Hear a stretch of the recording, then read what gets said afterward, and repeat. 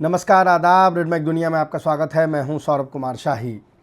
America और चीन के दरमियान जो ट्रेड वॉर हो रही है उसमें उसका एक पहलू अमेरिका चाइना चिप वॉर भी है। चिप से क्या मुराद है? चिप ऑफ कोर्स यहाँ चिप वो खाने वाली चिप्स नहीं है। चिप का मतलब यहाँ सेमीकंडक्टर से है।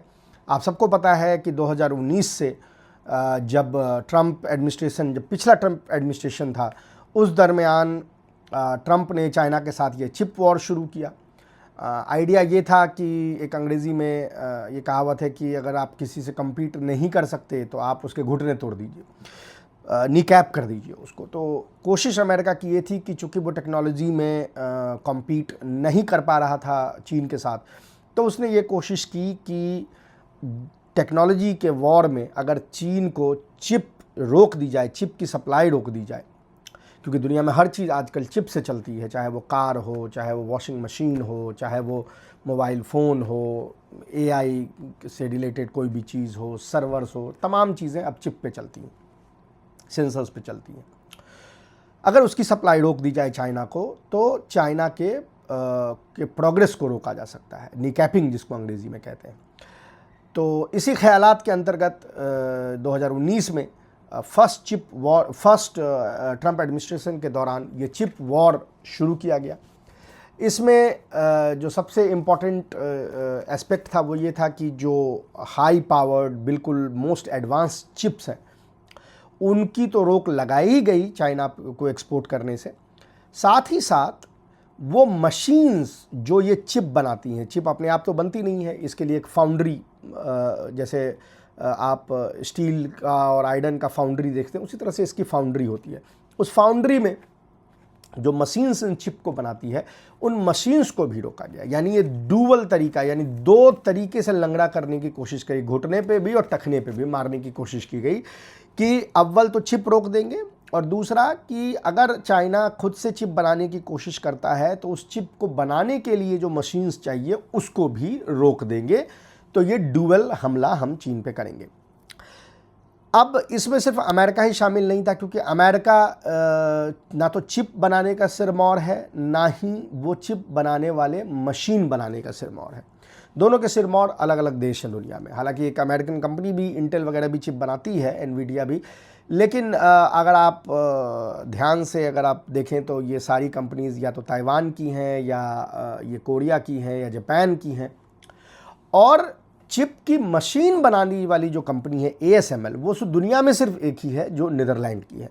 तो अमेरिका ने ये जो उसके अलायंस पार्टनर्स हैं, ये जो वेस्टर्न कंट्री हैं जो उसका सहयोग करते हैं हर चीज़ अच्छे बुरे में, उनको भी प्रेशराइज़ किया कि वो एक तो ताइवान और जापान वगैरह को प्रेशराइज़ किया कि एडवांस चिप जो है वो रोक दे, कोरिया को भी। और दूसरा उसने प्रेशराइज़ किया नीदरलैंड को कि वो रोक दे चिप बनाने वाली जो मशीन्स हैं उसको। तो आज की बड़ी खबर ये है कि एक तो चाइना भी अब अपने तरीके से चिप बनाने लगा है, और हालांकि उनके चिप्स जो हैं अभी अमेरिकन चिप्स से टेक्नोलॉजी के मामले में कई जनरेशन पीछे हैं, लेकिन जब ये बैन लगी थी तो जो वो गैप था वो तकरीबन 8-10 साल का गैप था, यानी 8-10 साल पीछे था। अब वो गैप कम होके 4 साल 3.5 साल तक पहुंच चुकी है। यानी धीरे धीरे चाइना टेक्नोलॉजी में इस गैप को कम कर रहा है। लेकिन आज की जो बड़ी खबर है और जिसको लेकर आज हम ये प्रोग्राम कर रहे हैं, ये खबर परसों रात लीक हुई है, कल इस पर और डिटेल्स जो हैं वो आए हैं, इसलिए आज हम इस पर वीडियो कर रहे हैं। वो ये है कि वो जो चिप बनाने वाली मशीन्स होती हैं, जो मैंने आपको बताया कि दुनिया में सिर्फ एक ही कंपनी है नीदरलैंड की ASML जो ये बनाती थी और जिस पे तमाम तरह के रिस्ट्रिक्शंस अमेरिका ने लगा रखे हैं कि चाइना को आप ये मशीन सप्लाई नहीं कर सकते। उन मशीन्स में से एक जो मशीन है जिसको इमर्सिव DUV कहते हैं, चाइना ने वो मशीन बना ली है। दुनिया में नीदरलैंड के बाद, ASML के बाद चाइना दुनिया का इकलौता और मुल्क है जिसने वो मशीन बना ली है। यानी वो जो स्ट्रैंगल होल्ड था अमेरिका का वो उसने तोड़ दिया, और अदर पश्चिम का जो स्ट्रैंगल होल्ड था वो उसने तोड़ दिया है। बहुत बड़ी खबर है। जाहिर है कि इसके ऊपर बिल्ड करके चाइना अभी और आगे बन सकता है, लेकिन आज हम इस खबर को लेके और इसके इम्पोर्टेंस को समझाने की कोशिश कर रहे हैं। अव्वल तो पहले ये समझ लें कि ये DUV मशीन्स होती क्या, मशीन क्या है और इसमें ये किस तरह से काम करती है। तो DUV ये जो चिप्स जो मशीन बनाती हैं उसमें जो सबसे नीचे की टेक्नोलॉजी है, सबसे पिछड़ी जो टेक्नोलॉजी है उसको DUV कहते हैं, डीप अल्ट्रा वायलेट लिथोग्राफी। तो डीप अल्ट्रा वायलेट जो लिथोग्राफी है मशीन है वो क्या करती है, वो सर्किट को डिज़ाइन करती है। वो सर्किट डिज़ाइन को वेफर पे, जिस पे कि एक लाइट फोटो सेंसिटिव कोटिंग लगी होती है, ऐसा वेफर जिस पे कि कोटिंग ऐसी लगी हो जो फोटो सेंसिटिव हो, जो लाइट को लेके ज़्यादा हसास हो, उस पे वो सर्किट के डिज़ाइन को प्रोजेक्ट करती है और फिर उस एक सर्टेन स्टेप्स के बाद वो डिज़ाइन जो है वो पैटर्न उस पर प्रिंट हो जाता है और वो सर्किट में बदल जाता है, चिप के सर्किट में। यानी उस पर लेयर लगी हुई, आपने उस पर प्रोजेक्ट किया, उस पर वो प्रिंट हो गया और फिर सर्टेन स्टेप्स के बाद वो सर्किट में तब्दील हो जाता है। इसको DUV deep ultraviolet lithography machine कहा जाता है। इससे थोड़ा ऊपर जो एक टेक्नोलॉजी, इससे ऊपर रैदर कह लें जो टेक्नोलॉजी है, उसे कहते हैं इमर्सिव DUV टेक्नोलॉजी। इसमें DUV तो वही हो गया, डीप अल्ट्रा वायलेट, लेकिन इमर्सिव वर्ड ऐड हो गया। इमर्सिव से यहाँ पर क्या मुराद है? इमर्सिव से यहाँ पे मुराद है कि इसमें ये जो मशीन है इसका जो लेंस होता है वो और वेफर के दरमियान लेयर्स ऑफ वाटर होते हैं। इमर्सिव डूबा हुआ लेयर ऑफ वाटर होते हैं और उसको यूज़ करके जब उस पर प्रिंट किया जाता है तो ये जो पैटर्न है वो और इंट्रिकेट हो जाते हैं और यानी फाइन हो जाते हैं। तो नॉर्मल जो DUV मशीन आप देख रहे हैं उससे 28 mm 24 mm तक के चिप जो हैं मैन्युफैक्चर किए जाते हैं।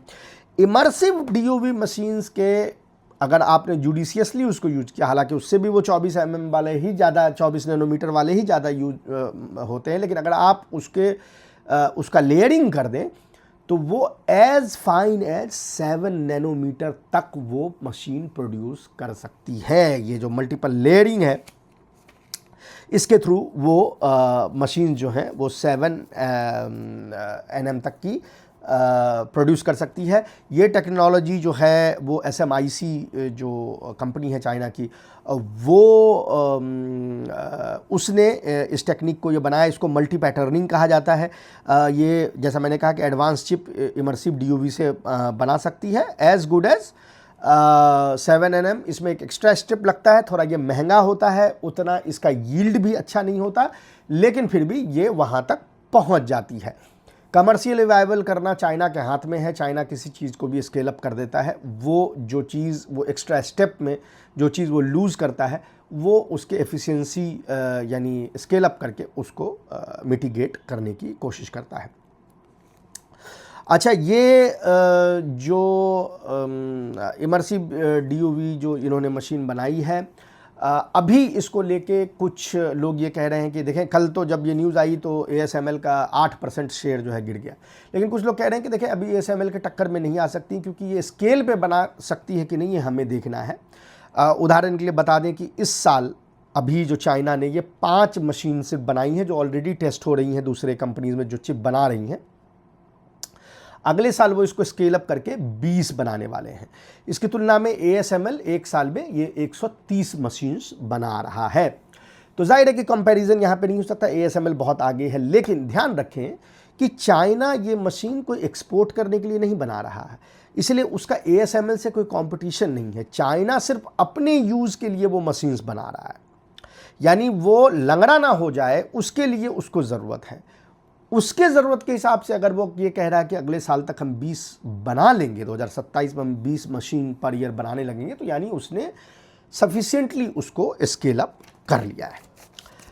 इसके अलावा भी एक टेक्नोलॉजी है जो हुवी यूज़ करती है। ये तो हमने आपको बताया जो SMIC यूज़ करती है। हुवी ने एक लॉजिक फोल्डिंग टेक्निक जो है वो इजाद की है, जिससे कि वो 1.4 नैनोमीटर सेमीकंडक्टर जो दूसरे कंपनीज के दुनिया में हैं उसके पावर के बराबर, यील्ड के बराबर वो अपने सेमीकंडक्टर जो है बना लेगा 2031 तक। यानी ये जो हालांकि अगर आप कंपैरिजन करें जो ताइवान TSMC जो दुनिया की सबसे बड़ी कंपनी है इस चिप बनाने में, उसके मोस्ट मॉडर्न से अगर इसको कंपैरिजन करेंगे तो ये 3 साल पीछे चल रही है। फिर भी 2031 में भी दोनों के बीच 3 साल का गैप रहेगा। लेकिन याद करें कि जब अमेरिका ने ये बैन लगाया था तो गैप तकरीबन 10-11 साल का था, वहाँ से ये लोग 3 साल तक पहुँचा चुके हैं। बहुत बड़ी न्यूज़ है। लेकिन ऐसा नहीं है कि इससे ये चिप वॉर ख़त्म हो जाएगा। जैसा मैंने बताया, DUV सबसे नीचे के क्वालिटी की मशीन है, उसके ऊपर इमर्सिव DUV मशीन है, इसके ऊपर की जो चीज़ होती है उसको EUV मशीन कहते हैं, एक्सट्रीम अल्ट्रावायलेट लिथोग्राफी मशीन कहते हैं। वो भी बनाने की चाइना कोशिश कर रहा है। इसी साल दिसंबर में, गुज़िश्ता साल दिसंबर में रॉयटर्स ने एक न्यूज़ ब्रेक की थी कि एक प्रोटोटाइप बना लिया है चाइना ने। हालांकि प्रोटोटाइप से कुछ नहीं होता, जब तक कि वो प्रैक्टिकली नहीं हो जाता तो तब तक नहीं कह सकते। हालांकि चाइना जिस तरीके से काम करता है, मुझे पूरी उम्मीद है कि इस साल के अंत तक शायद वो EUV मशीन का भी वर्किंग मॉडल, प्रोटोटाइप नहीं, जो प्रॉपर वर्किंग मॉडल्स हैं वो शिप कर दिए जाएंगे ये चिप मेकिंग कंपनीज़ को।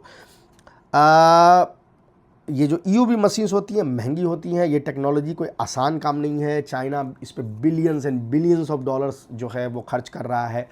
अब देखना ये है कि ये इसमें ब्रेक थ्रू कहाँ मिलता है। हालांकि अभी तक जो नेशेयर्स थे, ये जो वेस्टर्न एनालिस्ट हैं जो कोप करते रहते हैं, जो रोते रहते हैं, उनके तमाम प्रेडिक्शंस को चाइना ने ध्वस्त किया है। पहले तो वो कह रहे थे कि चिप नहीं बना पाएगा, चिप बनाने लगे, फिर कहे मशीन बना नहीं पाएगा, मशीन DUV बना लिया, फिर कह रहे हैं कि नहीं इसकी यील्ड जो है अभी ASML के बराबर नहीं है, अब धीरे धीरे वो वहाँ पर भी पहुँचने वाले हैं। फिर कह रहे हैं कि EUV तो बिल्कुल ही मुश्किल है, अब EUV का भी प्रोटोटाइप बनाया।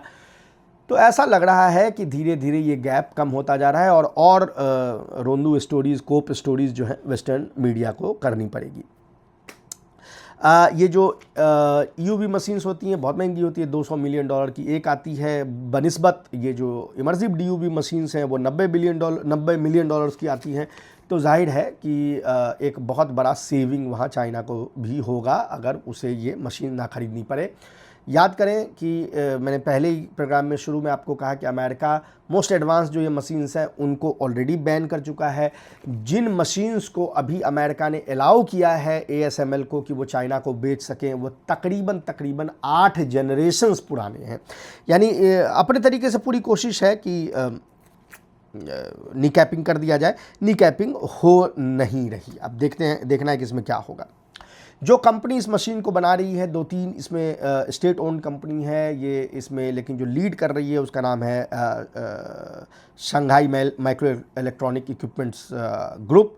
और इसके अलावा भी 2-3 और कंपनी इनके साथ कोलैबोरेट कर रही है। ऐसा भी सुनने में आया है कि प्राइवेट कंपनीज भी जैसे हुवी भी इसके साथ अभी यानी कोऑपरेट करने की कोशिश कर रही है कि ये एक बार इमर्सिव DUV वाला काम हो गया तो फिर उसके परफॉर्मेंस को बढ़ाया जाए, उसको और स्केल अप किया जाए, और EUV में भी दोनों एक दूसरे की मदद करेंगे। हालांकि EUV मशीन्स में हुवे भी अपने यानी अपने तरीके से साइंस को बेंड करके कुछ नए जो साइंटिफिक मेथड्स हैं उसको यूज़ करके वहाँ पे पहुँचने की कोशिश कर रहा है।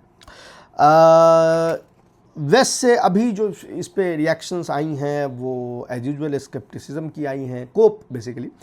लेकिन फिर भी ये ज़रूर है कि इसको नोटिस किया गया है और तमाम बड़े जो अखबारात हैं वेस्ट के वो इसको तरजीह दे रहे हैं। ब्लूमबर्ग में स्टोरी एनालिसिस छपी है। इसके अलावा जो पिंक पेपर्स हैं और जो बिज़नेस वेबसाइट वगैरह हैं उसमें भी इस बाबत जो है वो अभी न्यूज़ जो है छपने वाली है। आगे ये कंपटीशन कैसा रहता है, चीनी कंपनीज कितना और इसको स्केल अप कर पाते हैं, जो दोनों के बीच टेक्नोलॉजी का डिफरेंस है, जो यानी ASML के IDUV मशीन और चाइना के IDUV मशीन में जो टेक्नोलॉजिकल डिफरेंस है, यील्ड का जो फ़र्क है वो उसको और कितना गैप को कम करते हैं। ये देखने वाली बात होगी। लेकिन जिस एक होते हैं ना, वो कहते हैं पूत के पाँव पालने में, तो वो जिस रास्ते पे ये जा रहा है रिसर्च, इससे इतना तो पता चल गया है कि रास्ता एटलीस्ट सही है। और कहाँ 10 साल 12 साल का गैप टेक्नोलॉजी में था, जिसको घटा के 3 साल 4 साल पे पहुंचाया जा चुका है। तो ये जो फर्दर गैप है, ये कैसे कम करेगा, वो देखने वाली बात होगी। जब भी इस पर कोई बड़ी डेवलपमेंट होगी, हम आपके पास उसके लिए लेके आएंगे न्यूज़।